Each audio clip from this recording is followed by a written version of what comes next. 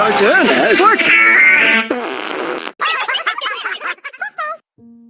Pada video kali ini kita akan membahas salah satu film anti-mainstream yang berjudul. Film dimulai kita langsung diperlihatkan kepada sebuah wilayah yang tidak pernah lagi terkena hujan selama 10 tahun terakhir. Dari peristiwa tersebutlah ketersediaan air pun menjadi masalah besar bagi tiap-tiap penduduk di wilayah ini, termasuk bagi seorang wanita yang bernama Kendall. Untuk bertahan hidup sendiri Kendall harus berpindah-pindah tempat tiap bulannya demi mencari sumur-sumur galian yang belum kering. Tidak hanya sendirian Kendall juga ditemani oleh seorang pria yang bernama Dean. Ternyata Dean bukanlah pacar dari Kendall melainkan ia adalah seorang anak yatim yang sempat diangkat oleh keluarganya Kendall sedari kecil. Saking parahnya tingkat kekeringan di wilayah ini pemerintah setempat pun tidak lagi mampu untuk mengurus warga-warganya dan main kabur begitu saja. Maka dari itulah tidak heran apabila sifat egois dari masing-masing orang akan selalu kita lihat sepanjang film ini. Sebenarnya Kendall bersama Dean sudah mengharapkan untuk pergi dari wilayah tersebut dengan mengandalkan sebuah pesawat Cessna. Tapi apa daya tutup distributor yang dirancang oleh Dean tidak pernah klop sama sekali. Seiring malam berganti Kendall juga selalu sibuk untuk mencari tempat-tempat tertentu melalui saluran radio yang bisa saja ia kunjungi suatu hari nanti. Walaupun ia tidak percaya 100% apakah orang-orang yang masih selamat akan berperilaku baik kepadanya. Singkat waktu pagi pun tiba yang dimana Dean mulai mendengar suara-suara aneh dari luar base campnya, namun ternyata base camp mereka cuma dikunjungi oleh seorang perempuan yang bernama Grace. Ternyata Grace adalah tetangga seberang rumah dari Kendall sendiri sebelum bencana kekeringan menimpa wilayah mereka. Grace juga sengaja datang ke sini dikarenakan galian sumur yang ada di markasnya tidak lagi mengeluarkan air. Dari sini Grace memberitahu bahwa ia akan bergabung dengan sebuah kelompok penguasa yang dipimpin oleh seorang pria bernama Carson. Grace berkata kau Carson merupakan satu-satunya harapan di saat seperti ini, apalagi Carson juga memiliki sebuah pabrik yang masih mampu untuk memproduksi air. Waktu demi waktu terus berlalu Kendall pun berniat untuk memantau sebuah pabrik yang dimiliki oleh Carson. Sumber mata air di tengah-tengah kekeringan yang jadinya pabrik tersebut pun selalu dijaga ketat oleh anak buah dari Carson. Dari sini kita sudah dikasih gambaran kalau Carson merupakan tuan tanah di wilayah ini dan tidak ada satupun orang yang berani menentangnya secara terang-terangan. Di malam harinya Kendall pun mulai menyadari tanda-tanda survivor lainnya di wilayah ini yang dimana keberadaan mereka cukuplah jauh dari base campnya Kendall. Setelah sampai Kendall pun langsung menyelinap masuk secara perlahan dan celakanya kelompok si Carson juga sengaja datang ke rumah itu. Ia cuma bisa melihat detik-detik kematian dari sebuah keluarga. Saat perjalanan pulang Kendall pun langsung bergegas pergi ke sebuah rumah yang dihuni oleh seorang anak kecil bernama LB. Ternyata selama ini LB hanya bertahan hidup sendirian saja tanpa ditemani oleh siapapun, namun hal itu tidaklah menjadi masalah selama Kendall selalu memantau keberadaannya dari waktu ke waktu. Setiba di base camp Kendall hanya sempat untuk beristirahat sebentar saja dikarenakan ia kembali mendengar tanda-tanda kehidupan dari markas lainnya. Yang dimana markas itu berada cukup dekat dengan pabriknya Carson dan tentulah cukup berbahaya, tapi secara mengejutkan baru aja Kendall berjalan beberapa menit dia malah melihat seorang perempuan yang terkapar begitu saja, yang tidak lain tidak bukan perempuan itu adalah Grace yang sempat ditolong oleh Kendall beberapa hari lalu. Belum diketahui pasti kenapa Grace bisa tewas seperti itu tapi yang jelas pikiran Kendall pun langsung terarah kepada Carson.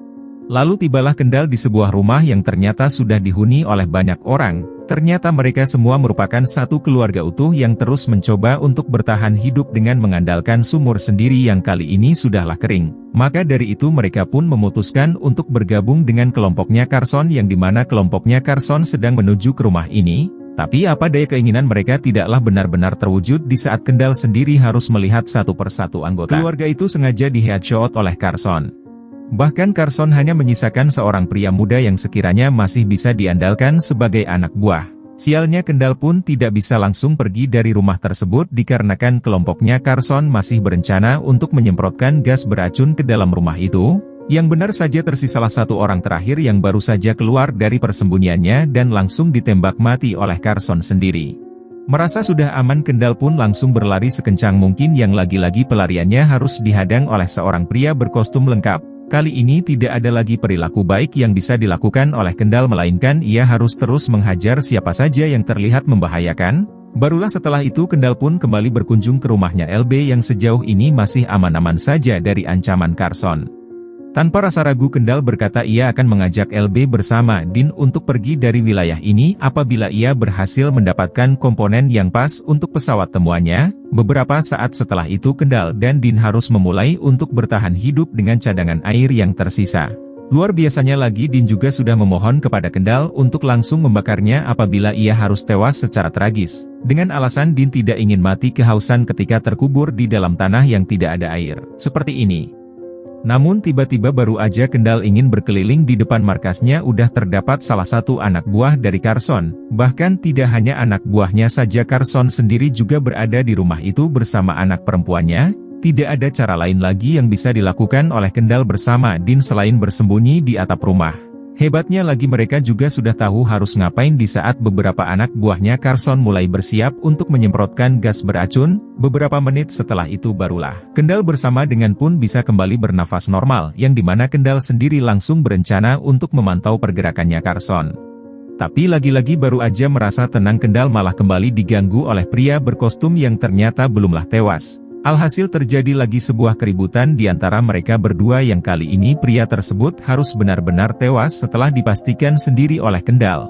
Dengan wajah berlumuran darah Kendall kembali mendatangi kediamannya LB untuk mengajaknya tinggal bersama. Hanya saja LB malah menolak ajakan tersebut dan ia ingin berada di rumah ini sambil mengenang momen-momen indah dari masa kecilnya.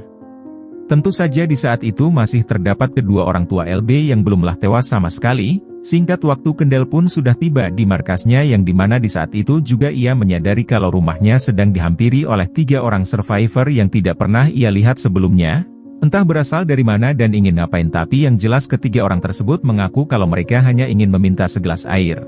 Dari gerak-geriknya kelihatan betul kalau mereka udah aus parah. Yang untung saja setelah dikasih minum mereka pun langsung pergi dari lokasi itu tanpa berbuat macam-macam. Kini Kendall akan memberanikan diri untuk pergi ke pabrikan Carson demi mengambil satu-satunya komponen yang masih dibutuhkan oleh pesawat temuannya.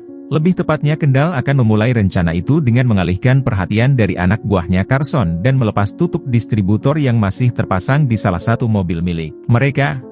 Kabar baiknya tutup distributor itu ternyata memiliki ukuran yang sama seperti apa yang sudah dicari-cari oleh Dean. Sebelum benar-benar pergi Kendall pun berencana untuk menguras seluruh air yang tersisa di markasnya agar tidak terbuang sia-sia. Tapi sial dari situlah masalah baru pun langsung dimulai ketika salah satu survivor malah mengajarnya secara tiba-tiba. Tidak lain tidak bukan ketiga orang yang sempat ditolong oleh Kendall bukanlah orang baik-baik melainkan mereka malah berniat untuk menghabisi Kendall saat itu juga.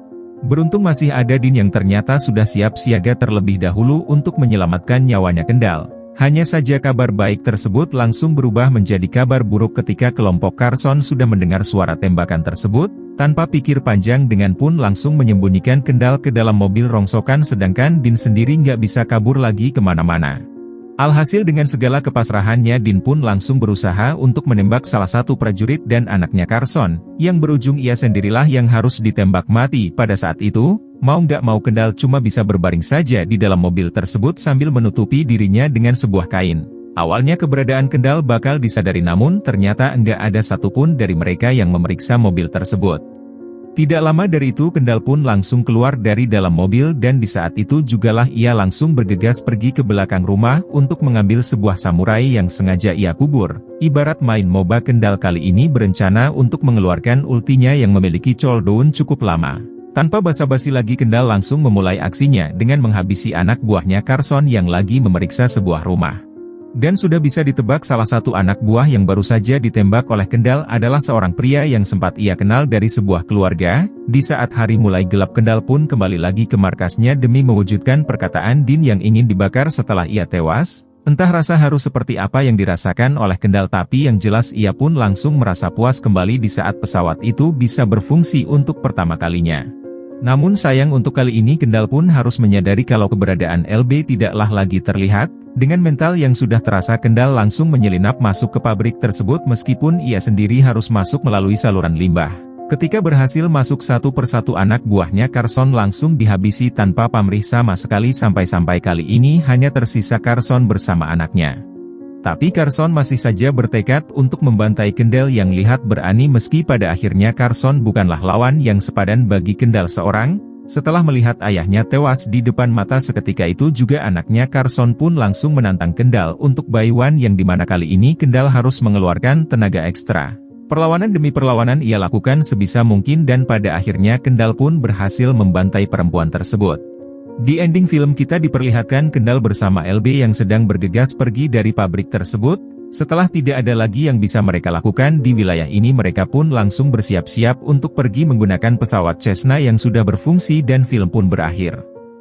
Oke guys, mungkin segitu aja pembahasan alur cerita film, mohon maaf terdapat kesalah kata pada video ini, sampai bertemu lagi di video berikutnya.